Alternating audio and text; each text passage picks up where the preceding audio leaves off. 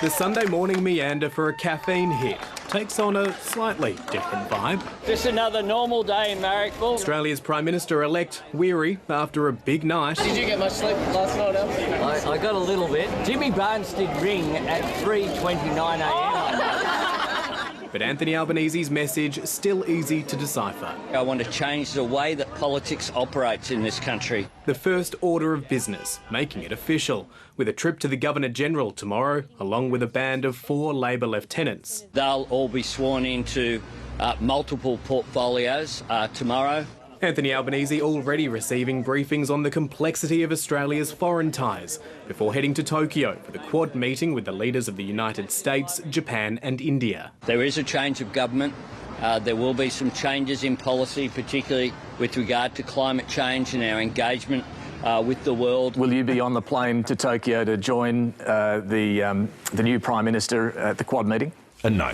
The focus for the summit, Beijing's increasing assertiveness. China under President Xi has sought to shape the world around it in a way that we've never seen before, and that does present challenges for the nation. From summits overseas to those closer to home, the new Prime Minister keen to spruik a new spirit of cooperation with state and territory leaders. I will be asking Prime Minister and Cabinet this afternoon to also organise for there to be a meeting held face-to-face in Canberra over coming weeks with all of the state premiers and chief ministers. And while the party basks in the glory of electoral success, there are serious questions about some decisions made during the campaign, not least Labor's attempt to parachute heavy hitter Christina Keneally into a safe seat. We will look into that result in detail, learn the lessons that we can from it. Another frontbencher, Terry Butler, losing her seat to the Greens in Queensland. Anthony Albanese pledging to be more ambitious on climate. Together we can end the climate wars. And giving Australia's First Nations a voice to Parliament. I commit to the Uluru Statement from the Heart in full. Decades ago, Anthony Albanese put these numbers up outside his mother's humble public housing flat here in Camperdown. It's a long way, physically and symbolically, from the lodge.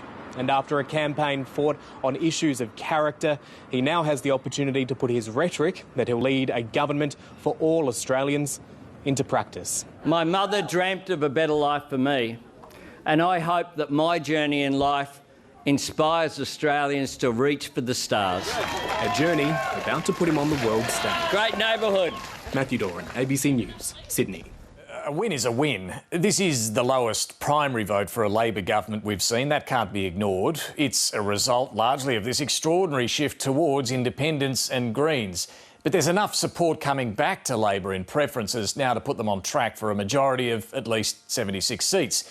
And that means Anthony Albanese won't likely need any of this enormous new crossbench to govern in his own right. Just hours after claiming victory, the Prime Minister-elect has been rushed into national security briefings today ahead of his visit to Japan for the Quad Leaders Summit. He's looking relaxed and relieved after delivering his party government after 3 long terms in opposition.